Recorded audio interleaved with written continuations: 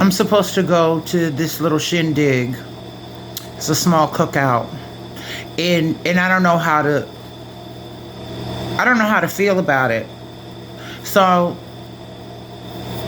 I know what I'm facing when I go out there. So I'm just gonna use my premonition. And if I don't like the energy, if even if the parking spaces are wrong and fucked up, I'm just gonna spin around and spin back and going home. That's it. She returned the cat. It's like why get the cat if you know you're gonna send it back and traumatize that poor cat? She's a fucking idiot. And so I'm just gonna say it. She's used to dysfunction. She's used to being around people that are low vibrational. And so I might not even go to this little cookout or whatever the hell it is, because I know she's gonna be around a piece of trade, and that piece of trade is he's a dust bucket. He's gonna try to hit me up for money, and I'm gonna stop him before he even walks up to me.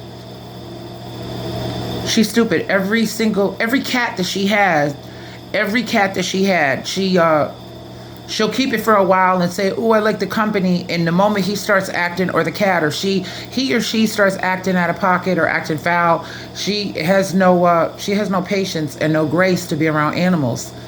And so why take the cat? Why have the cat? Why bring him into your house if you're going to separate him from its mother?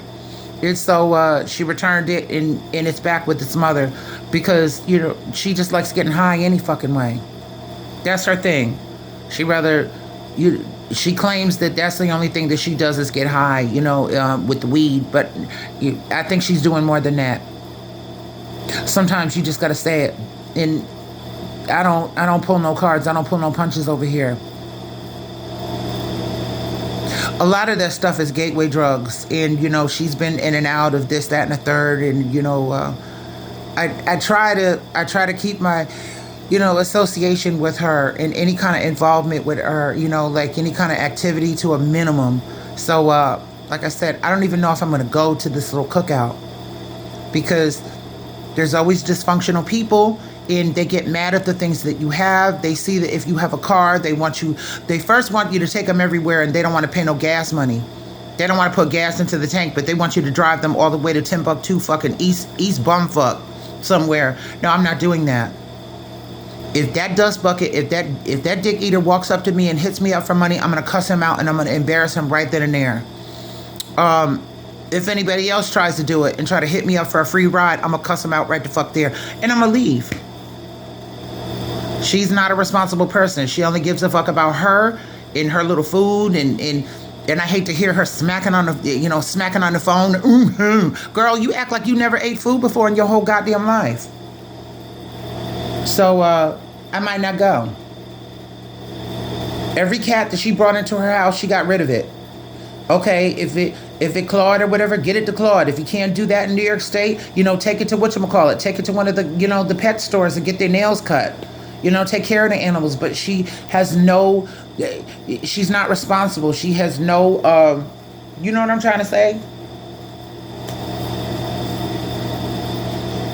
She has no love for any pet that she brings into her house. I'll spoil them. She says, you don't spoil them. You just buy them expensive shit, and then you don't give them any emotional involvement.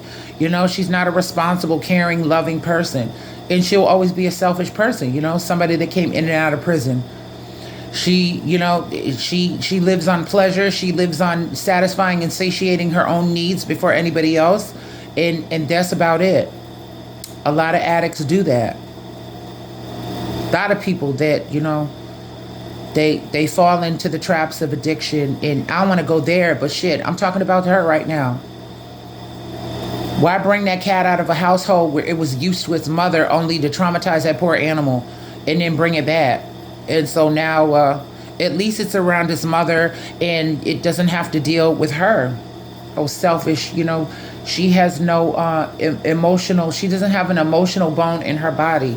She's incapable of love. She's incapable of loving an innocent creature. So but she did offer, she offered the cat to me, but I couldn't, because one, she had already traumatized that cat But I got a couple of videos, maybe about 2 or 3 videos of the cat, and it's what it is. And sometimes it is what it shouldn't be.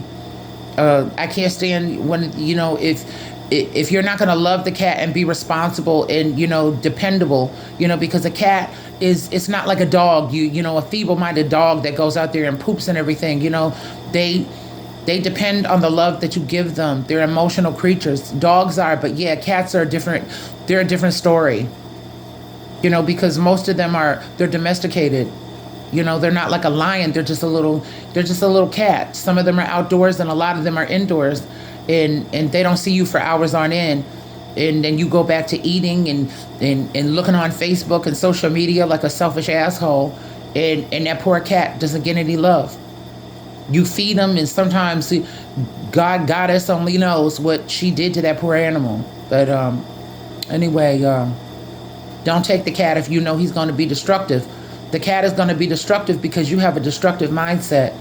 Anyway, she returned it, and now she's got a house full of scratched up ass furniture. Oh well, Chanel.